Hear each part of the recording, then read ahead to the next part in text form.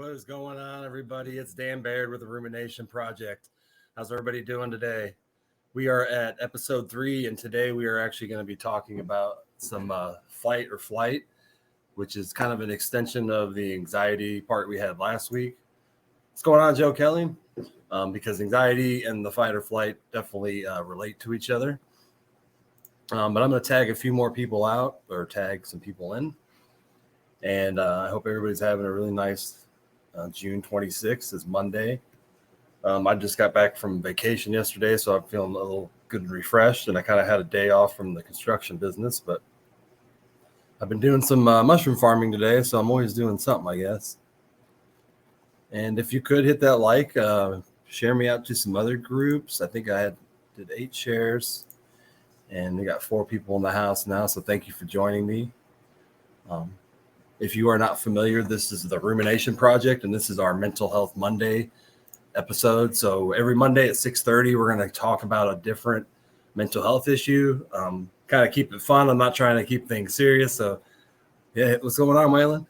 Josh, what's going on? So, I'm trying to educate people on mental health, but, not keep it as a serious place or a dark place, I guess you could say, because a lot of these things are serious. A lot of people who deal with these issues live in the dark place every single day, especially those people who deal with anxiety and depression and who are constantly stuck in this state of mind that we're going to kind of talk about today. Yeah, as Waylon said, hit those reactions. That helps a lot. It helps us get out there, helps us get people to like the Rumination Project so we can talk about these subjects a lot more. The Rumination Project is a channel basically where we discuss complex issues such as religion, psychedelic science, health, and many other issues. So this Mental Health Monday kind of fits perfectly in to what the Rumination Project is all about. So, and I think I need to go over to the Rumination Project and hit share a few shares over there. And if you could, you're welcome to comment. Yeah, Lisa May, I'm sure you deal with that as well. You're welcome to comment. If this is a live stream, so if you comment, I can read the comments. So I know a lot of you are kind of new to this live streaming, so that's how it works. And we are live on 3 locations, actually 4. We're over here at Rumble. We're on Great River Mushrooms. So if you're watching us over there, I know it is a mushroom page, but I know all of you people know that I'm Dan Baird. I do talk about mental health. So I am live over there. So thank you for joining me if you're over there at Great River Mushrooms. We are also live at the Rumination Project, of course, and then over on my personal page. So wherever you're coming in live from, thank you for joining me. Hit that like button wherever you're coming in from. And I don't even think I have many groups. No, I already shared to those groups. I think we're pretty much shared out. And we're basically gonna start talking about the fight or flight. And let me pop up this first page here. I have just a little explanation of actually what it is. I think that is, if I can get the right video. And there it is. And we'll add that to the stream, and then we'll go full to get a little explanation of actually what. And I gotta go full screen here. But basically what the fight or flight is. It's also known as the fight, flight, or freeze response. That is probably the newest, the new name for it. And I need to get back to the other screen. I'm having trouble working this full screen there. There we go. But basically, it's called that, or the acute stress response. So it's kind of been around for a while. Like the names have been kind of all over the place. But probably the fight, flight, or freeze response is probably the most proper name to actually use, because those 3 things happen when this whole situation happens. And I'm gonna this little thing here. Basically, there are 3 kind of stages to the fight or flight, and I'm also going to play a video right after this, kind of explaining it more. But the fight or flight response, also known as the acute stress response, refers to the psychological reaction that occurs when the presence of something mentally or physically terrifying.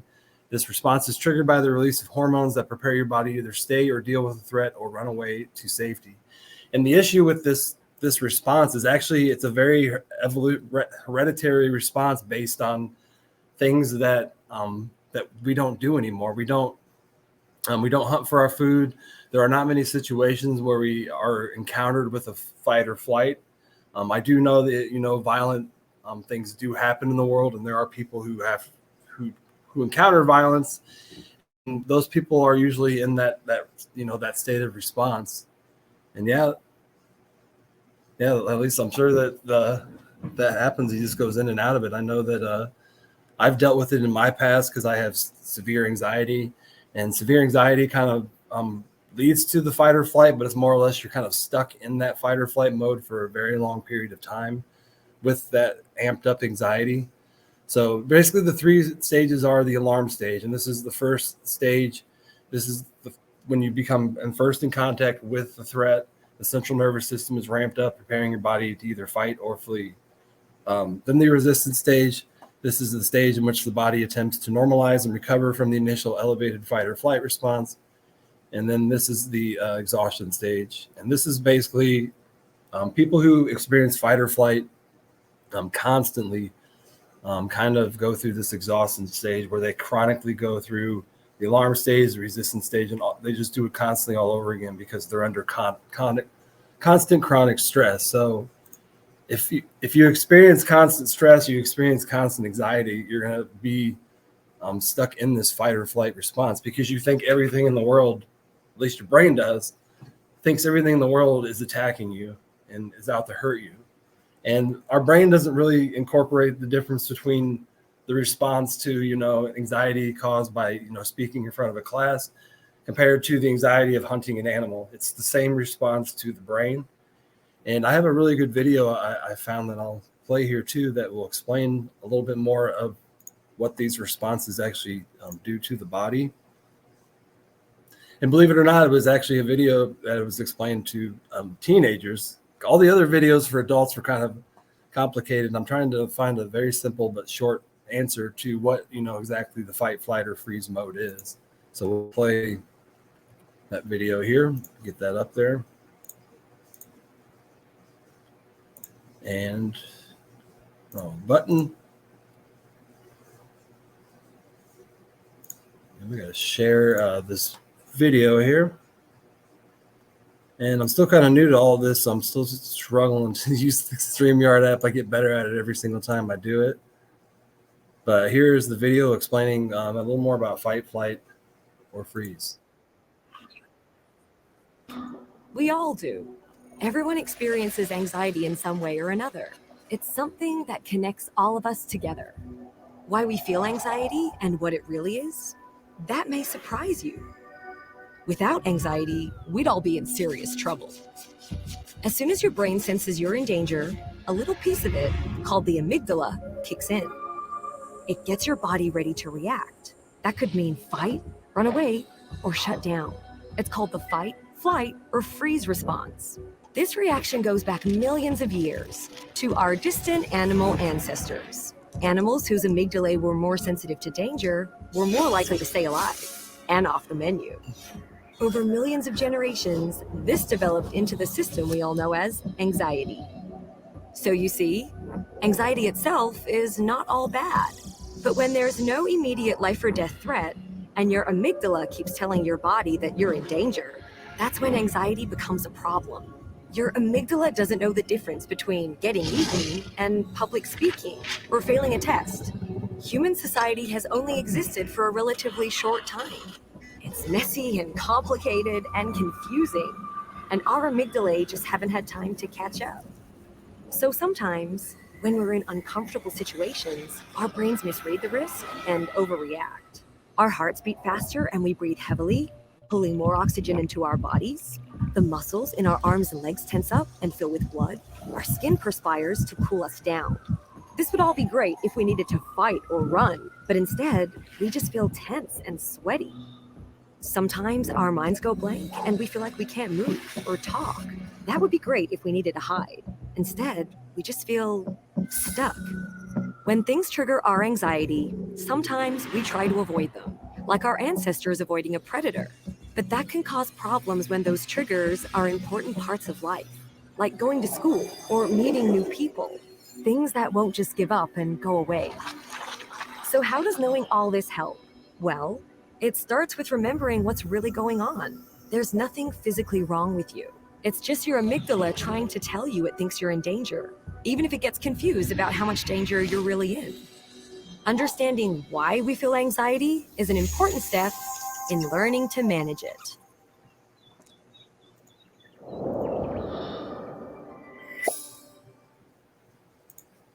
And that's a really interesting video. I mean, it really highlights that the response that our body has to these anxiety, to these stresses, are based more on our evolutionary, where we came from kind of hundreds of years ago when we were hunters and gatherers, and we needed the skill in order to hunt successfully. Because what happens is our brain, it releases all these chemicals that kind of focus us, give a tunnel vision, allow us to become better hunters, but they do not allow us to they don't work very well in this world that we have now. What's going on, Colin? They don't, it's hard to have the fight or flight response in today's world because it's so overwhelming. There's so much going on in this world. If you compare it to, hundreds of years ago when life was a lot simpler, the only goal you had that day was to actually eat and find water. But today, the goals that our society, puts on us are hundreds times more than, our brains were built for. And, evolution really has not caught up with our brains. So we suffer every day as a society because this portion of our brain just literally can't keep up. And I don't know if Waylon was coming up. I know Waylon said he was going to join me today. I didn't know if I needed him to send the link, or if he was just going to come in. But if you're watching, Waylon, let me know. And was going to play. I found another really, not just because you deal with fight or flight doesn't mean there isn't a way out of it. Really, the way to deal with it is to acknowledge, first that you have a problem, and then two, there's breathing exercises. There's doctors, there's therapists, there's people to talk to, and really, what I find about how to escape the fight or flight mode is actually to be social with people, to have friends, to have those, relationships where you actually spend time away from your everyday grind of, life.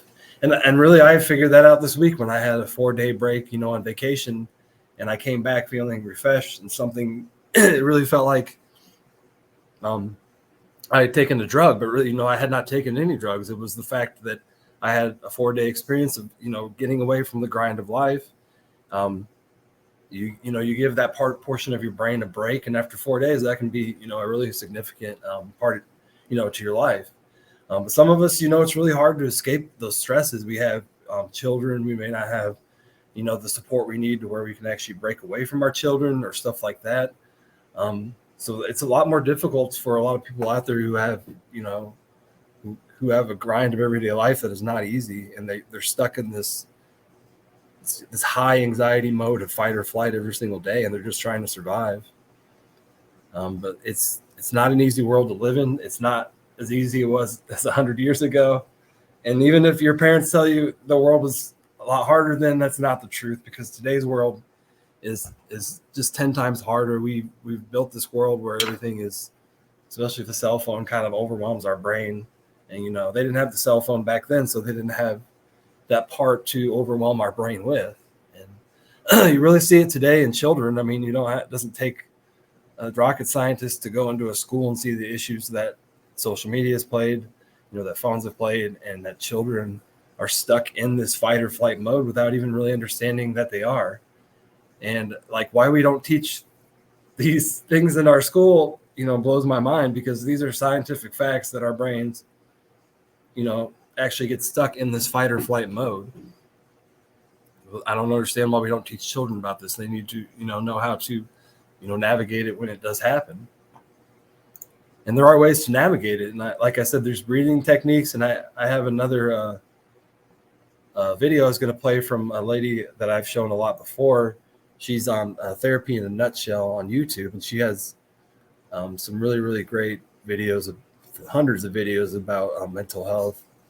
And she has a very kind voice. I like to hear. So it's very good to have somebody, thousands of videos, but also has a good voice to listen to while you're actually, listening to stuff about mental health, which is something that I try to find on here. I try to find people with a good voice as well, because it's a lot easier to spread your knowledge when you have that. And for some reason, I cannot find her.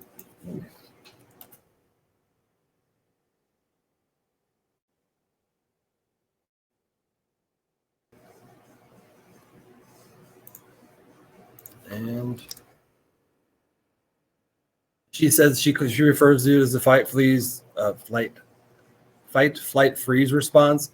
And I know there are other books that kind of call it the fight or flight, but we have to remember that there are times that you literally freeze and you kind of sit there. Today you can freeze because we don't have an animal chasing us, but that freeze in effect basically locks us out of our brain. We have the inability to plan and really think clearly when the freeze part of it happens. And this video is basically, I believe, this is what I played earlier. So let me start it over and add to the stream here.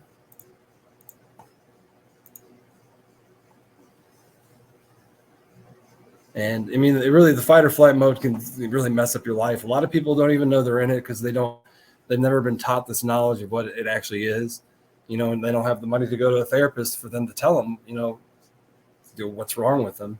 So I think that, literally educating yourself a little bit about these responses that our body have to anxiety and other outside stimuli can really be, helpful in helping you navigate life as well. And we are there we go.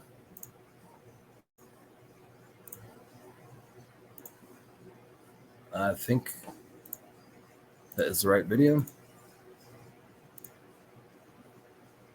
Have you ever wondered, why do my hands get all cold and sweaty when I'm nervous? Or why does my stomach get all tight when I'm talking to my boss? Well, today we're going to talk about our body and brain's natural reaction to danger. It's called the fight, flight, or freeze response.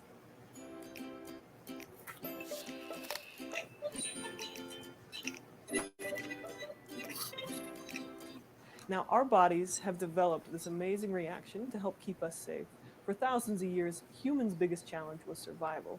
They had to worry about wild animals and heights, warring tribes, and other dangers. So the body developed this instinctual way to keep us safe. Now, unfortunately, in current day, we don't have nearly as many of these real and immediate dangers. So a lot of times this reaction just makes us uncomfortable. When faced with a real and immediate danger, like a tiger, our instincts take over. We have three main reactions: fight, run away, or freeze. Now, these come naturally. We don't have to think about it. These reactions actually turn off the thinking part of our brain.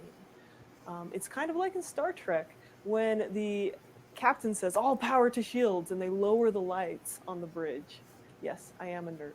Now, the front part of our brain, the prefrontal cortex, that's the part that does thinking, words, planning, that all gets mostly shut down. And the back part of our brain, which is reactive and instinctive, gets amped up. This can be really helpful if you're facing a tiger, because if you're facing a tiger and you take time to plan out what your next move is, you're most likely to be eaten. However, this is not helpful if your perceived danger is a public speech and the front part of your brain turns off, or you're asking out a date and all of a sudden you can't make words come out of your mouth. That's when it becomes a real pain. Our body does other things to try and keep us safe. It sends extra blood to the big muscles, which takes the blood flow away. I mean, now do you understand why there's the freeze response? Like when you're doing something like at school, in high school when you've gone over 100 times and you're up in front of the class and then you just completely bomb or forget something. That's exactly what is happening. You have the fight, flight, or freeze response. And when the freeze response happens, your brain is literally blocked with its ability to think clearly. So if you ever had that happen, that is literally the response your body had. That is what physiologically and scientifically happened, just so you know. away from our extremities, like our hands and feet. So that's where the phrase cold feet comes from. It makes us start to sweat. So our hands will often get cold and sweaty, or cold and clammy. It turns on the adrenaline glands. Those start pumping out. This gives us energy for a quick burst to either run away or punch someone. But later on, that adrenaline gives us the shakes. It turns off our digestive system because we don't really need to be digesting that hamburger when we're running away from a tiger. However, when our digestive system turns off, that can cause all sorts of problems. A decreased appetite, a tight feeling in the stomach, dry mouth, and even people could get the runs or wet their pants. Obviously, these are all outcomes that we don't really want. The fight, flight, freeze response also tightens the muscles. It heightens some senses, like vision gets pinpointed, creating tunnel vision. Our breathing rate gets shorter and shallower, so we're breathing faster, but not deeper. And our heart rate goes up. The fight, flight, freeze response also temporarily turns off the immune system. Now, that's also a good thing because, again, it's all power to shields. We're putting all power to keeping ourselves alive. But if the fight, flight, freeze response is turned on all the time, then our immune system is turned off much of the time. And that's why people who are always stressed out are often getting sick. Now, with the freeze response, we sometimes see a few different things than the fight or flight response. More frequently, we'll see people feeling numb, people shrinking, hiding, or complying, just going along with what the person or the thing in power seems to be wanting. Now, this response, this fight, flight, freeze response, is really helpful, could be helpful. If you notice those words she said about being numb and those other things, that's something you really see in domestic abuse survivors. They become they're in that freeze, that fight or flight or freeze response, and they're just eventually they just freeze up. And I guess that's why people don't run away from those situations, because their brain eventually comes to a point where it's just numb, and it's hard for them to escape, because neurologically their brain is in a state of response where they can't think very clearly. And it sucks to have this happen as a human, to be stuck in a chronic fight, flight, or freeze response, especially like you see it in a domestic violence survivor. In situations where there's real and immediate danger, and it's meant to work in short bursts. The problem that happens is when we are constantly having this reaction to things that aren't real dangers. They're just perceived threats, like a boss asking to talk with us or a public speaking thing. When we are constantly in the fight, flight, freeze response, then our body gets trapped in this elevated state for a long period of time. This leads to exhaustion, insomnia, muscle tension, digestive problems, and frequent illnesses. In an upcoming video, we are going to teach you how to train your mind and body to respond differently to threats, to resolve anxiety. And it's really interesting the way, she describes a lot of that in very simple and vague or blunt words. She doesn't hide the truth, so I really like her channels. And also, I was going to put the link out there, Elisa, if you wanted to come up and talk about, your experiences a little more. I just linked it to my page on my personal page there. So if anybody actually wanted to come up and actually talk about it, because the fight or flight is very simple. It's very simple to talk about. Not very simple, but very simple to explain. But it's a very complex series of events that happens. And I still do have some more information over here on this page I can show you. More about it. I think, educating whatever I can about this response that we have is very important. And I think there we go. And just talking more about the evolution of the fight or flight. I think let me get that page. As we've gone through before, the term fight or flight basically represents the choices our ancient ancestors made when faced with danger in their environment. They either fight or flee, and it's basically a stress that prepares the body to react to the danger. In the 1920s, American psychologist Walter Cannon was the first to describe the fight or flight mode response. And Cannon realized that a chain of rapidly occurring reactions inside the body helped to mobilize the body's resources to deal with threatening circumstances. So today the fight or flight response today is way different than it was in the 1920s, and then way different than it was hundreds of years before that. The stresses of the today's world really evolve into, it's a lot more complex world today than it was 100 years ago, than it was 200 years ago. And this response that we have is kind of overwhelms our system when we have all of these things that give us anxiety, whether we have to go home, make dinner, and then get our kids to soccer practice, and then, get them to bed, and then try to find time for ourselves. And you're in this constant state of anxiety where your mind is never rested. And I know parents out there that probably are stuck in the fight or flight mode, and they think that they only have anxiety, but they have this issue, anxiety, that is causing this domino effect of other things in your body that really affect everything else. Cool. That's cool, Marlon.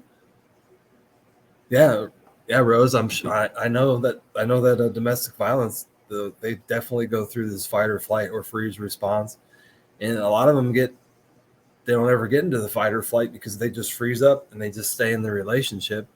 And then people will say, well, why did you stay in that? But really, it's a neurological response that you cannot control that kind of kept you in it. And as the fight or flight response kind of plays out, your brain's ability to plan, your brain's ability to think clearly erode tremendously, because it's trying to put all its resources into surviving. At that point, your body said, well, we have to survive and nothing else matters, digestive, and all this other stuff that is really important to having good mental health doesn't matter because your body is ready to physically fight. Yeah, the freeze, I'm sure, doesn't last. And it goes through stages like this thing here says, this literature I'm reading, there are 3 stages to the fight or flight mode. The alarm stage, the resistance stage, in which the body tries to normalize and recover from that initial elevated fight or flight response, and then the exhaustion stage. And that's when those two, the first 2 stages repeated over and over, and you're under this chronic stress, the body comes to an exhaustion stage where it begins to break down, and then the brain begins to break down, and you become stuck, unable to really think and behave correctly and live this life that is not easy to live in this world, this complex world we have.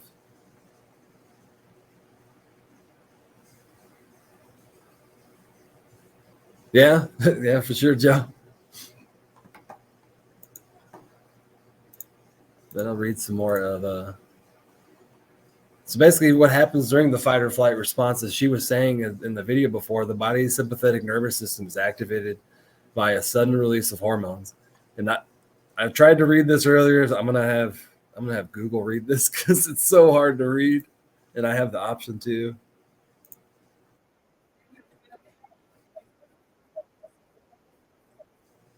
I don't know if you could hear that, but she said the word correctly. Adrenocortisone hormone, and I can't. These words are so hard to say, but they're hormones in our body that basically help control our mood, and they're in our sympathetic nervous system and in our pituitary glands, our adrenal glands, and these trigger the releases of other hormones such as adrenaline, noradrenaline, and cortisol. So these are very powerful drugs in our body. Well, the more not less drugs are our body's medicine, but there's just a trigger, dominoes of response that happen when the fight or flight happened, and all these hormones and chemicals are released or dumped into our body. And you can, a lot of times you can feel these. You feel when your heart rate goes up, your blood pressure goes up, your breathing rate goes up, your palms start to sweat, and you start to not be able to think clearly, but you have a very strong physical ability to fight back if needed. I didn't think you could hear it. It was just my computer talking. I guess it just tells me how the word is said. But yeah, it really is just a whole list of issues that come with the fight or flight. So obviously, if you're stuck in this for days, then weeks, then maybe months, it's never healthy. It's not a healthy place for your brain or your body to be in. And here are the physical signs of your fight or flight response: dilated pupils. And that's one thing when you get pulled over by police, why I hate the fact that if you have dilated pupils, they think you're on drugs. Because I have ran into this issue before, and it's literally a response to getting pulled over. You're nervous, your body is responding. And I had it happen once, and I was on no drugs, and the cops kept telling me, they're like, well, we're going to take you down to the police station and try to test you for some drugs. And obviously I wasn't on any drugs, as I kept telling them, but it was my response. I was nervous. I was literally so nervous that night. I was shaking, and that was my body's response. It was the dilated pupils, which is, one of the first symptoms to fight or flight. And another one is pale or flushed skin, and that's usually when your skin starts to sweat profusely, and the blood flows to the surface of the body is reduced while it flows to the muscles. So you become, so you can fight back. So there is a paleness and a flushed face. Then we have Elisa May. Well, she's joining us here today. How are you doing? Good, you? Not too bad. I think this is the first time you've been on my podcast. I think so. Yeah. Me and Joe experience a lot of flight and fight mode with Dill. Him being autistic, nonverbal, and not being able to communicate, he goes there quite often. Yeah. Yeah, imagine. Is there certain days that are worse than the other, or is there you just never know? No, just a couple times a day. Maybe he might have a meltdown if he don't get what he wants sometimes, or if you don't know what he wants and can't figure it out. It could happen. Yeah, it's not an easy thing to be a parent. I mean, you actually see somebody who can't control it and then get stuck in it, and it probably turns violent sometimes too. Yeah, it causes aggression. Yeah, that's not easy. Nope. So there's actually no medications that they can give them either to help with it, or there's nothing the doctors. Well, we tried medical marijuana, but Dylan don't like to take medicine. Since he's nonverbal, his sense of smell is really strong, and he uses that for everything with food. He'll smell it first, like he's the texture person. So, but finally, we're at the point where if something will help, we're willing to try it. So today he did get a new prescription for Raspidone or something like that. I feel I'm almost at the breaking point to try it with him. Yeah. Have you ever? But CBD is not something that was ever. Yeah, he takes CBD with the THC, even though it's probably not way near enough.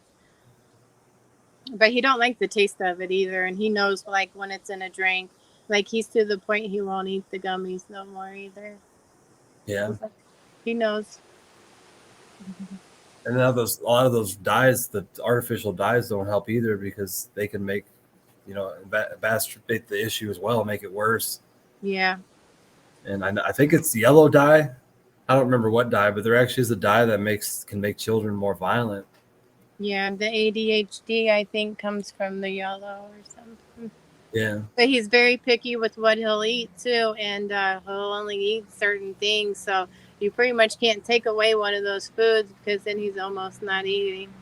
And the doctor said it's better to get something in him than nothing at all. So.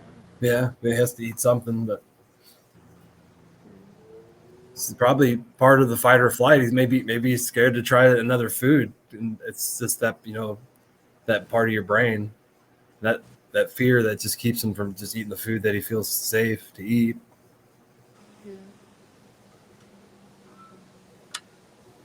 I can definitely see how the gut issues could play a part in all of it. Yeah. Yeah, I wish they would study it more and not just say, autism, what it actually is, and try to study the gut issue more, because I think that has a lot to do with it. Yeah. Even though there's a lot that we still don't understand about those issues, because there's a lot of people who have them that are very successful in life, and then there's people who it just debilitates. So I wish we could figure that out more, because I've seen autistic people, and they're very intelligent. They're just stuck in this this kind of chain that kind of holds them down. Yeah. But they're extraordinary people. They're awesome, amazing, loving, and intelligent people. Yeah.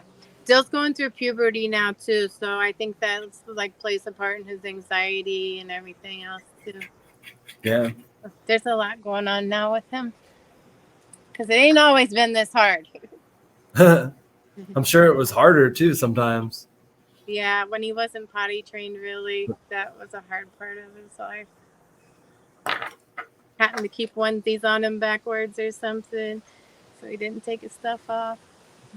So is when somebody like in that condition reaches puberty, what happens medically? Does the doctor tell you, like, are there hormones that aren't working properly, or does he have to take extra hormones? Or They don't tell us nothing really.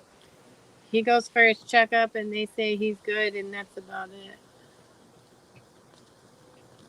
so they don't ever like study those in that, like whether or not these people lack the proper hormones, or they don't like do testing for that?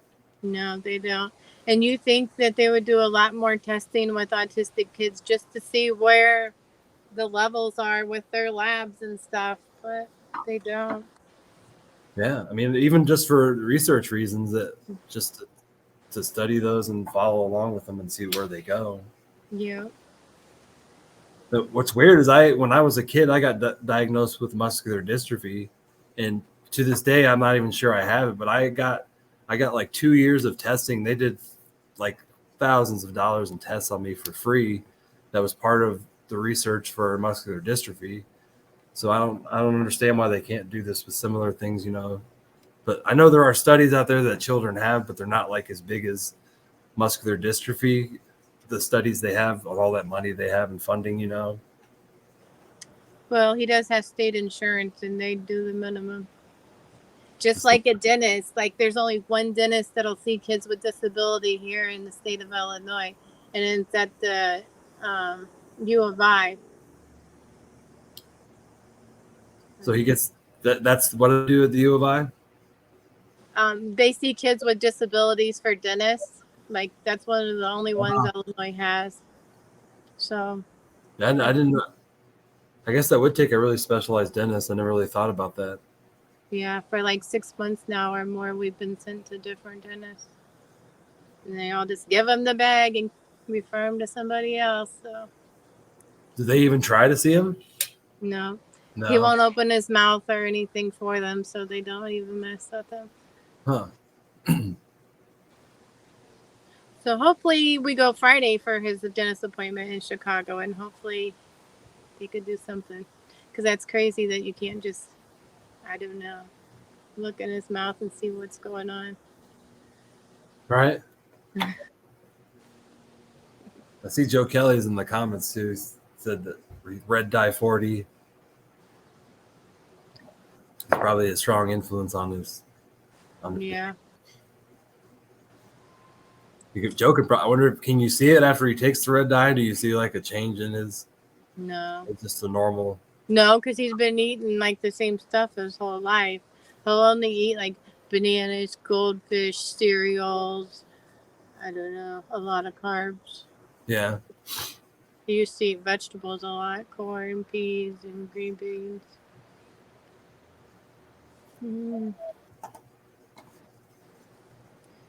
Sure. And it's difficult for people who have to live with somebody in that constant state of mind. And I think the fight or flight mode is, something that's not easy to navigate. Yep, you just pray it gets better, I think. I hope it gets better for whatever you do. Yeah. Yeah, there are kids that kind of grow out of it once they reach their 20s, and they kind of, are able to function a lot better in society. Sometimes it takes a while. I don't know. Hopefully we figure something out though, because it's rough sometimes. But I'm gonna get out of here. Yeah. Thanks for joining me and talking about it. Yep. See ya. I'll see you later. But thanks for joining me. That's actually, firsthand of how parents have to live with, fight or flight in an autistic children or somebody with the spectrum, because it's not easy to deal with. So I commend her and Joe for, that's not easy parenting to do. And, you have all of our support and love, man. But that's, there's one parent and there's thousands of other parents who deal with that issue as well. So I wish that we had more studies to kind of study fight or flight in children. And actually, there are some studies, but they're not very big. There's not a lot of knowledge or facts about, what I think autism is. They have kind of an idea, and they kind of have, a broad idea, but like nailing down what it actually is causing it, how to treat it better, something that we really need to do better at in society. And I think we can with the proper research, with the proper funding, and, and then studying the proper children. Everything else gets studied in life because it's well funded. Cancer is studied because it's well funded. Muscular dystrophy has, they have a telethon every year, and it's well funded. And maybe it's time we start more funding these mental illnesses so we can understand, what is going on in our society. Why are we in a mental health crisis? Why are more and more people in fight or flight mode? More people with, a normal brain who are just stuck in this fight or flight mode, and we're just decaying as a society. I see it every day. I see people who are stuck in constant anxiety because they can't get a break. They can't catch a break. Food costs have gone up. The price of living has gone up. Life is more stressful, and it gets overwhelming for a lot of parents, a lot of single parents who don't have the support of their family, who have to do it all alone. And it's really hard, for them to do that. But I still think Waylon was coming up, and we've been live for 45 minutes. And I knew that the fight or flight subject wasn't going to be a lot to talk about, but I think it's cool. We got an actual person to come up and talk about it as well. And if anybody else would like to come up and talk to, there is in the comments, there is a link. And how it actually works is you just follow the link. It will bring you to a page where it actually shows you that your camera and your audio are working, and then you can enter into the actual studio where I can bring you up. But it's a great way to actually come up on screen and talk about your experience, or maybe something else. But you can also hide your face too. That makes it very anonymous if you don't want, if you want to talk about it, but you just don't want to show your face. I totally respect that. I'll never ever judge somebody who wants to do that, because talking about mental health is not easy. It took me 39 years. Well, more like 30, since I've actually been diagnosed with some kind of form of depressive anxiety at about the age of 10, which in my opinion is way too early to diagnose a child with that. But I've dealt with anxiety my whole life. It really wasn't until my mid 30s, and I reached probably 3 or 4 years ago, that the fight or flight, the anxiety got really bad. Until last summer, I kind of I had an event happen where I had a roommate, and me and my roommate did not get along very well, and I was not really able to escape into my own private world where I could, truly relax in my own house without, somebody bothering me or affecting me. And that for months I was stuck in the state of mind that I did not even know I was in. That was the fight or flight mode. And one night he did something that made me mad, and I responded, and we got into a physical fight, and the actual police were called. And it's not something I'm very proud of. It's something that happened that, I learned from. And I learned that I was actually, stuck in this fight or flight mode. And basically, instead of sitting or fleeing or freezing, I decided to finally fight. And I got into, a physical altercation. And eventually that helped me learn that I had to control this anger by allowing myself to have this time free of the world, kind of meditating or being in a place by myself. And was able to really help me tremendously understand that. And I don't have a roommate anymore, and I don't want a roommate anymore, but it totally, allowed me to understand that part of me and heal from it. And sometimes we do bad things, and bad things happen, and we have to pay the price when the police are called when, we get into a physical altercation. I don't ever suggest doing that, but that is the response of the fight or flight. Eventually your brain becomes tired of it, and it turns around and fight. And I actually remember the exact moment that happened. I had I just wanted to fight. I did not have any other response. And it wasn't until afterwards that I felt, extremely bad for what I had done. And even though we weren't getting along, I don't like to do things like that. So I did learn a lot from that. I think that people who may do similar things like that should learn from them as well. Because our brains respond, and sometimes they respond in bad ways, and it doesn't mean that you're a bad person. It just, it means that you may have an issue you have to work on, and there's nothing wrong with that. So the fight or flight mode is something that can be temporarily in your life. It can be, last a day, and it can last a week. Sometimes it can last 6 months, like it was in my life, until I actually realized what it was. When that constant state of anxiety, not having the ability to escape, not being able to be alone, can really, have a tremendous effect on your brain until you just snap. And that's the way the world is right now. It's just, there's a lot of people that are at the point of just snapping, and you see it every day in the news. Some people aren't in the fight or flight mode. Some people are just in the straight fight mode, and they fight everything, and there's no other response they have. Some people run away from everything. Some people are stuck in the flight mode. Those people typically never leave their house. They don't have a lot of social interactions. They keep to themselves, and they probably have a job where they can work from home. And then some people are in the freeze, where they're just stuck in life and the inability to move it into any progress anywhere in their life. They're just, stuck. So there are those three things can actually, people can get stuck in a permanent, place. They don't have to be in all three. They don't have to be in the fight, flight, or the freeze. Be in just one for a very long time.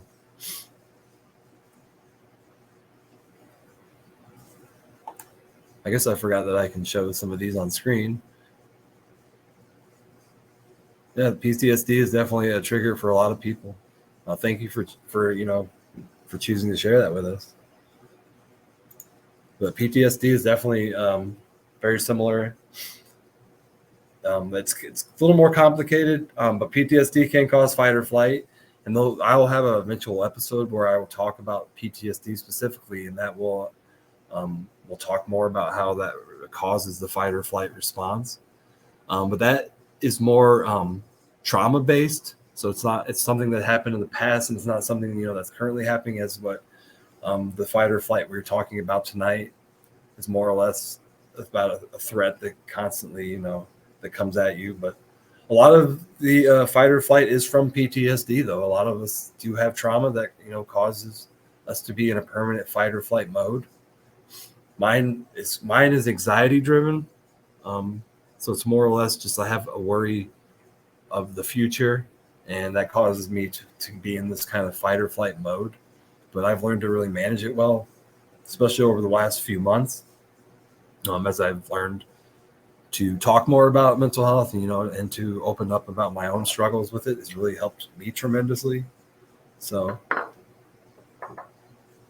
yeah, I think that I don't have my schedule here, but I think that was in 2 or 3 weeks we're going to be talking about PTSD, because I'm kind of doing all the episodes in kind of an order that makes sense, where I did anxiety, and then you do the what does anxiety cause? It causes fight or flight, and then I'm going to go through depression, and then a couple other mental illnesses until when we talk about PTSD, bipolar. We'll talk about schizophrenia and a borderline personality disorder. And then kind of, there's a lot. The mental health subject I could talk about are endless. And I have a really long list of things I really want to touch on in the future, because I think it's important that we all, educate ourselves on how our bodies work, because, the government's not doing it. Our schools aren't doing it. And I know I'm not saying parents aren't doing it, because parents don't understand how the body works. It's not something that we all go on YouTube and we're like, oh, I wonder what I'm going to teach my kid today about how our bodies work and the hormones, because we have a lot of other issues that we have to deal with. But I really do believe that our school system should teach this, in health class. They should be taught, the different hormones that our bodies release, the fight or flight response. And if we did talk about it in high school, I don't remember. It may have been like a chapter and then a section in the book that said fight or flight, because I'm not 100% sure it's not in those books. But if it was talked about, it was very vague, and it was not talked about as as much as it influences our lives. We should be talking about it more than a little page in the book, So, I mean, that's something that we should all, push our schools to teach teach the children about these issues that our bodies actually do. Because we're not feeding them lies. We're not feeding them propaganda. We're feeding, this is how your body works. This is how it responds. This is how you navigate it. And we are failing to teach them that really bad. Yeah, this is a very subject that is, that's needed to live life, especially how to navigate anxiety, or, why don't they have a class of how to safely navigate social media so they can still use social media, but do it safely for their own brain and understand what actions on social media cause, the reactions to your brain. Because we are, a species that, goes off of our behaviors we do, and then the responses our brains make. Sometimes they're not very healthy behaviors, and then our brains respond in a very poor way, causing anxiety, depression, which leads to suicidal thoughts, and then deeper down the hole that children tend to go down. Children are going down more and more often now than they were 20 years ago. And again, that is because our world is complex, and it's just overwhelming for these children to to be in this state of mind, fight or flight. Yeah, they're all these subjects are important for living life, for sure. And I know there's a new school in Quincy, the Ole Miss Academy, and I'm wondering if they teach children this. I'll have to ask them, but I know that they touch upon a lot of life skills and other things like that. It's an academy in Quincy that is based more on it was put together by a couple parents who homeschool, so it's very much different. They kind of teach the truth about everything. They don't sugarcoat history, because even if however brutal it was, there's no point about lying to children about history if it was the truth. So it's a very different approach to learning and teaching than I've seen in public schools, because I actually went there and taught one of my mushroom classes there. And I got a tour of the place and got, a feel of how they operate. So hopefully schools like that in the future can really brighten the light on, teaching children skills that they need to navigate. And that means the mental health skills to navigate a good mental health. But I don't think Waylon was joining us today. So I think we're going to probably end here in 5 minutes.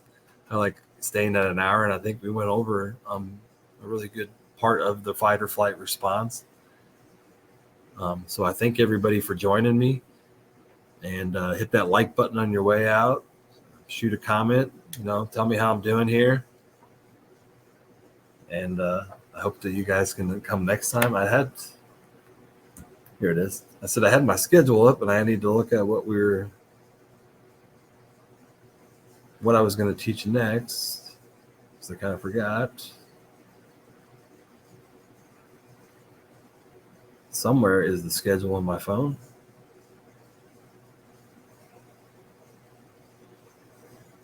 think.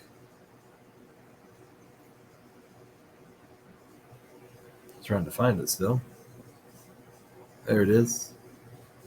Look, yeah, next week is episode 4, and it'll be on depression. So we did episode 2 about anxiety, episode 3 about fight or flight, and episode 4 will be about depression.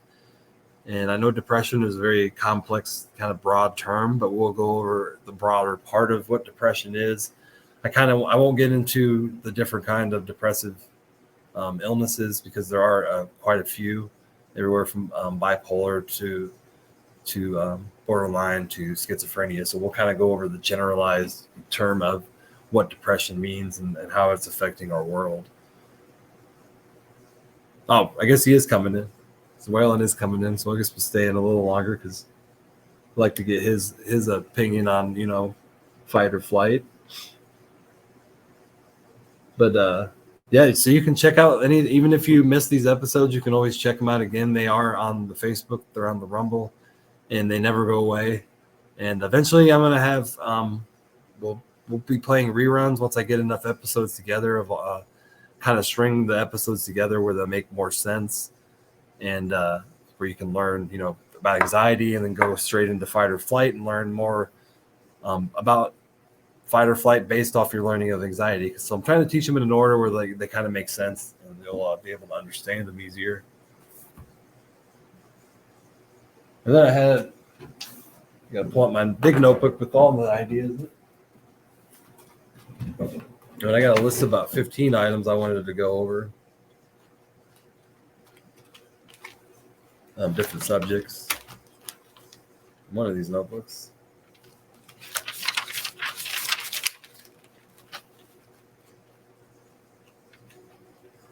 That's when I never can find it, huh? Never can find the list that I'm looking for. Oh, here it is. So yeah, I was gonna do ADHD, OCD, eating disorders, PTSD, postpartum depression, trauma, dreaming, bipolar, schizophrenia, borderline personality disorder. These are all separate subjects that I was going to do in the future. So some of these I'm going to actually have a host. I do have a doctor, a holistic doctor who said he would join me for some episodes. So that'd be exciting to actually bring a holistic doctor on board to talk about some of these disorders, especially the stuff have to do with a lot with gut issues. Because this doctor knows. He told me he had to go like 15 years of schooling just to be a holistic doctor. And he has all this extra knowledge of not just the understanding of what a doctor has to know, but also the holistic part. And there's Waylon. What's going on?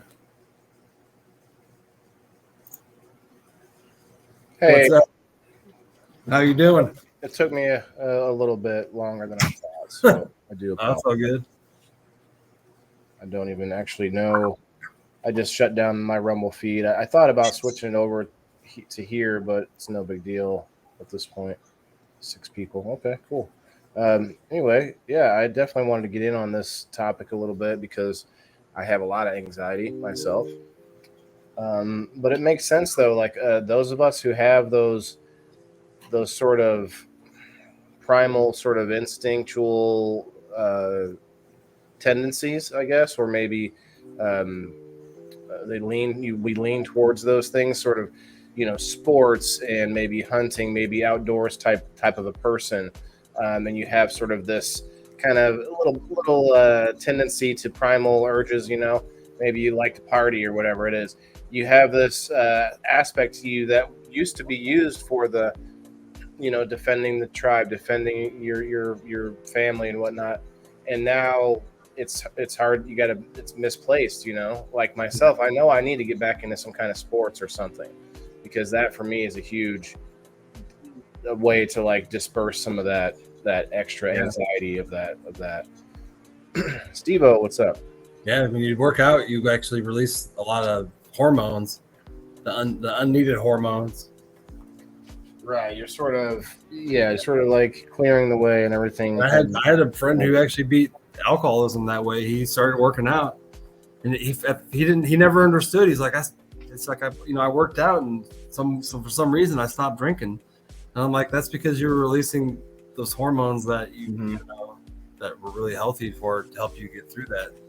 A lot of people don't realize poor eating habits can be through depression and anxiety. And when you work out, when you work out, you tend to not want. You start to you start to want to eat healthier, not because you know you should, but because there's something in there. And I can't speak to the specifics, but I know you're not like wanting to gorge yourself at night on, half a cake or whatever. Yeah. You've been working out that day. It just doesn't work that way. Like you might want to eat more, like you intake more calories, but it's more like food. Hi, Rose. Yeah, it's. I was stuck in the fight or flight mode last year, and I didn't even realize it until You just forgot to say the third one, and from when I heard earlier, like, man, that's the one I get hit with all the time. I get stuck because not because there's some sort of a fear or imminent danger, but more like there's too many priorities, like too many things hit that number one priority for me. Yeah. Then that means I just get stuck in the middle between everything, and it's debilitating. Yeah, that's why they kind of added the word freeze onto the fight or flight or freeze, because like in today's world, we tend to freeze up. But back in the day when you were hunting, you either fight or you ran. You didn't freeze up because you would have got eaten, Right. Well, I mean, those are the ones that got eaten anyway. Yeah, if you froze up. Although what she said earlier, though, part of that mechanism is for survival. The freeze up is when, you're like Arnold Schwarzenegger, you're covered in mud and you're hiding from the predator, and you just have to be you got to be a rock. You got to be like a literal tree at that point. Like that's somewhat of that mechanism, and like a good aspect of it, where you can't talk. You're like that's actually for you to like shut the fuck up. Like we need to. Sorry, my French, Rumination Projectors. I need to watch that, man. I need to start watching my language more, you guys. It doesn't, it's not as cool as I think. Yeah, I mean, I don't want to drag you on, but I know you hit it pretty well. But for me though, it's this sort of like I get macro anxiety of like the whole thing, like from the beginning of time to the end of time, and I don't mean like I'm thinking of every detail of everything, but like this sort of, you know what I'm saying, like a macro anxiety. Yeah. I have this like outside anxiety from myself. It's really weird, like everything else, Lisa says she freezes a lot. Yeah, there's a lot of ways to get away from it. Either breathing techniques, like I was saying, that 4-day vacation really showed me that like escaping the normal grind of life is really freeing for your brain. Yeah, that part of your brain that kind of responds to anxiety. Reset, like similar to psilocybin, but yeah, different way. Yeah, like, I actually felt like I had taken it this weekend, but I didn't. It was just a lot of dopamine through natural ways of doing, stuff with my family and being out in nature. And well, that's where you get there's the extreme version of that, which would be like the adrenaline junkies. They're chasing that.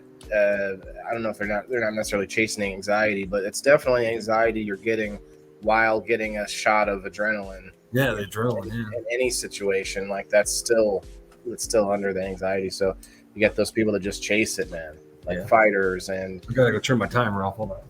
Oh, the timer, doing some cooking. Well, he's always making something new over there at the Great River Mushrooms and the Greenleaf Herbal Supplements Company. Maybe he's making a candle now. I'm always sterilizing something on the stove and the pressure cooker.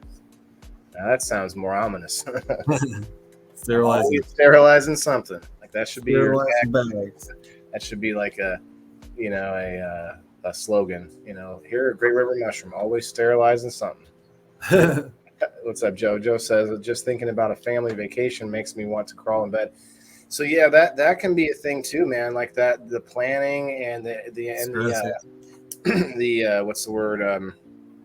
Execution of a quote vacation, right? Like for one person, for you or whatever, you could probably just take off. Well, you also met up a family there. Yeah, it helps that my brother has a place to stay too, and I don't really literally go there. I didn't really spend much money, Mm-hmm. The place to stay was for free, and and we just stayed around a lot of the lake house. Didn't leave You have much. to set up a tent and all that. But to Joe's point, even if you're going to stay in a hotel or whatever, you got to pack things. You got to make a decision on where to go. You got to spend money.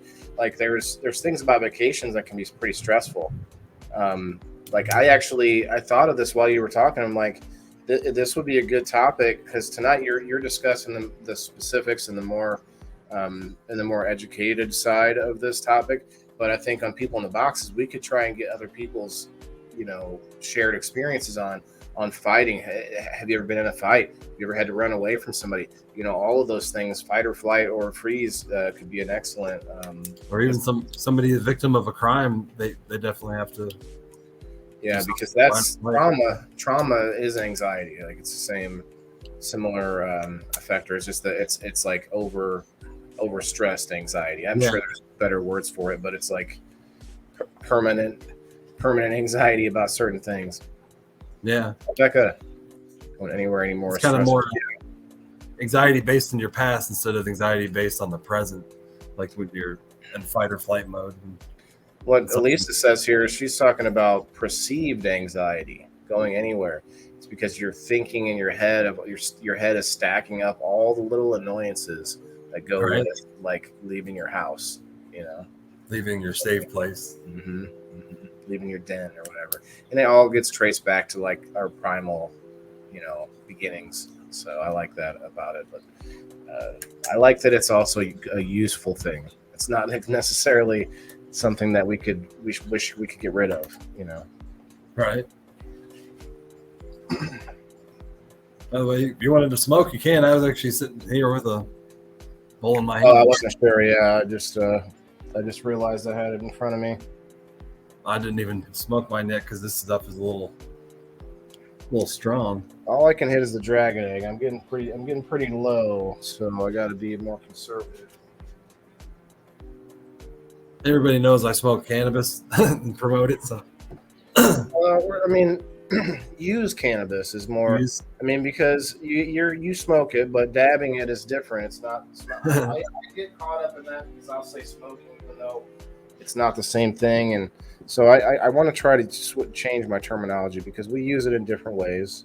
Topical, edibles, trauma everywhere, procrastination station over here. Oh yeah, Becca. Yeah, me too. Procrastination is different. Like I think there's different types of procrastination because for me, like what Becca's saying, anxiety gives me procrastination or some connection to those two things because I have too many important things I need to start doing or work, go start this, go start that. Then I end up sitting in one spot or frozen or whatever. Like yeah. I tend to do that in the morning a lot. Where to leave my front door driving gives me the most anxiety. Yeah, I could see that. I like to drive though, personally. So you have a lot of businesses, Dan. So like, I can't imagine the anxiety of like which one, not only imagining all of them caught up and no work needing done, but then at that point you going, okay, which one of these is the most beneficial to me to like move to work towards? That's got to be stressful for you there alone. I mean, for me at least, I have kind of a general connection. One that really makes me the happiest, and that's mushroom farming, and that's really when I do it, I enjoy it, and I get excited about it when I have a new species of mushroom growing or something. And that's a good way to look at it. What gives you like you said, what makes you the happiest, but it also probably lessens your anxiety because you're happier doing it. Yeah. I mean, I'm just kind of have a little extra anxiety because I'm kind of stuck in between two businesses, but eventually we'll transition into just two. Joe says, "In my car is the only place I feel okay as long as nobody's in there." You could build yourself a little you could get like a car bed, Joe. Like you close your bedroom door, sit in your car bed. I'm only half kidding. My front porch is my favorite place. It's always, especially at like 2 a.m. in my front porch. There's nobody else awake at 2 a.m, and I'm just the only person feels like in the world up. Lisa May, you can make it. You can get a second car. You can get 2 cars. You can get like a pink one. You can get like a red one. Right. Cheers, everyone. Cheers. Right, and look. So Dan's going to be on the show tonight too. So tune in tonight.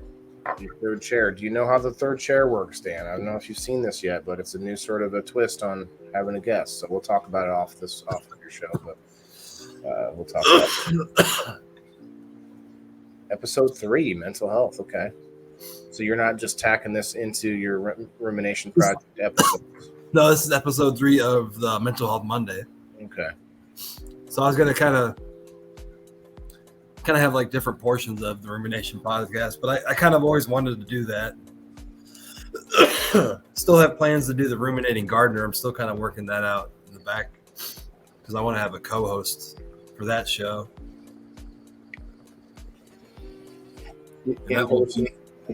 What's that? In person, you and Andy just get a local Quincyite in there with you.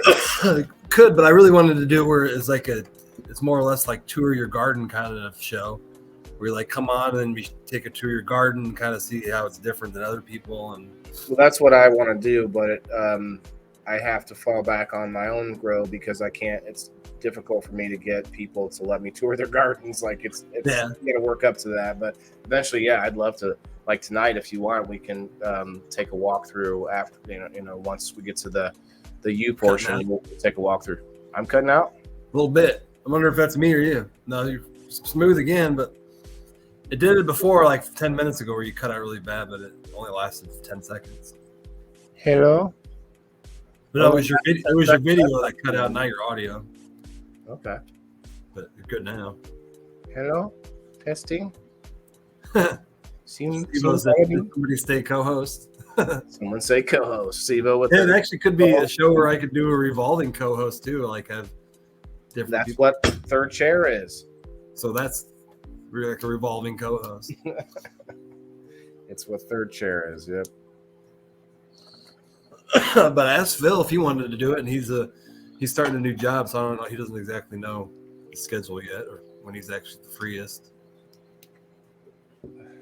What are you two talking about in here? I don't care. All I know is I need you in the AM. Joe Kelly says, I'm always ready in the AM.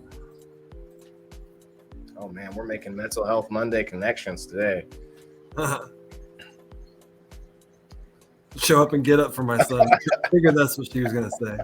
Or throat punch, mother clucker. Mother clucker. They're pretty awesome parents, That's not an easy situation to be in, for sure.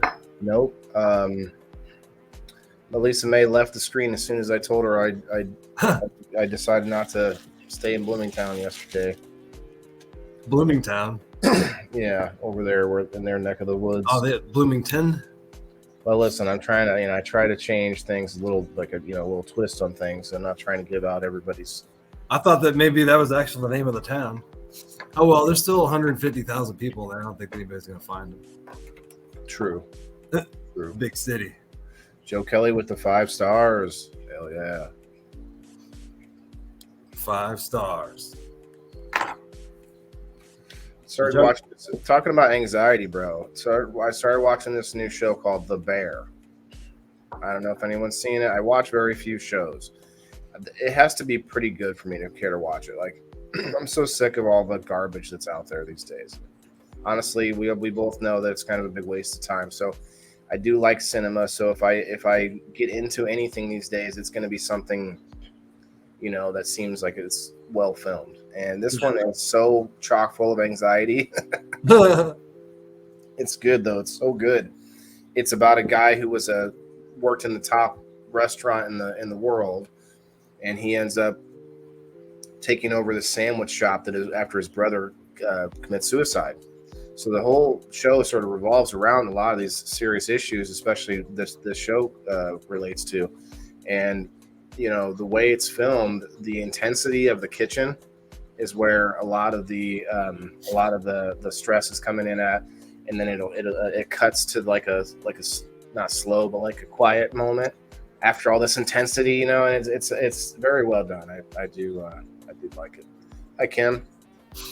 Yeah, that's right, Kim. I remember you telling me that a while back. Sir, your co-host is giving me anxiety. Siri? My mom went to school at Bloomington. That's where she got her degree from. Oh, your mother goes to Bloomington. And then that's why I got stuck in Quincy. She used to live in Chicago, found a job in Quincy, and that's why I'm here. But Quincy is far away from Bloomington. Yeah, it was her first job. She found a job 5 hours from home, and it was a good paying job. So she moved. And trying to get away from that home anxiety. yeah. PTSD. Chicago. Yeah, that's kind of a trauma or a constant anxiety. Yeah, that's why I'd smoke. That's why I use the cannabis. It helps with my appetite. Anxiety, like the video said earlier, it suppresses your appetite. Yeah, I was telling her that was I got 10 other things of list I was going to go over in the episode. PTSD is one of them. That probably would be episode 7.